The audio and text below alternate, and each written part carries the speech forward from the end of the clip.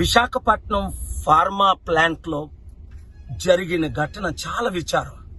18 మంది చనిపోయారట, 36 మంది. అందుకే సడన్గా ఆంధ్రప్రదేశ్ హైకోర్టు ప్రత్యేక హోదాకి కేసు వేసి సడన్గా విశాఖపట్నం రాత్రి అంతా ప్రయాణించేసి ఇక్కడికి వస్తే ఏదో మోసం జరిగింది, ఏదో కుతంత్రం జరుగుతుంది. ఈవెన్ హాస్పిటల్లో కూడా పేషెంట్లతో మాట్లాడనివ్వకుండా, పేషెంట్లు పిలిచినా వారి బంధువులు పిలిచినా చెప్పడానికి విన్నా అక్కడంతా సెక్యూర్ చేసి మెడికవర్ హాస్పిటల్లో విశాఖపట్నంలో మాట్లాడకుండా చేస్తున్నారు. ఏం జరిగింది, ఎలా జరిగిందని తెలుసుకోవాలి కదా.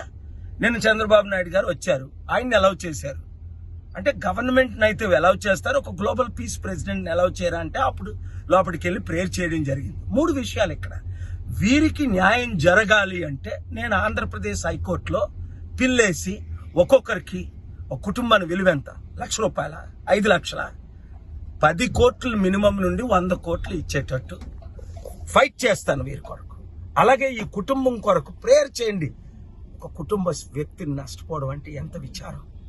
మీ ప్రేయర్స్ అవసరం, మీ ఫైట్ చేయడం అవసరం.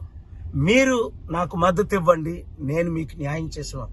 విశాఖపట్నం స్టీల్ ప్లాంట్ కొరకు ఎలా ఫైట్ చేశానో, ఇప్పుడు ప్రత్యేక హోదా ఆంధ్రప్రదేశ్ కొరకు ఎలా ఫైట్ చేస్తున్నానో, అదే విధంగా ఇలాంటి ప్లాంట్లో 1000 కోట్లు సంపాదిస్తున్నారు వాళ్ళు. కానీ కేర్ తీసుకొని ప్రొటెక్ట్ చేస్తే ఈ ఘటన నెగ్లిజెన్స్ వల్ల అయిందని ఇన్వెస్టిగేషన్ లో తేలింది. సిబిఐ ఎంక్వైరీ చేయించాలని ఫైట్ చేద్దాం. Thank you. ఈ వీడియో అందరితో షేర్ చేయండి.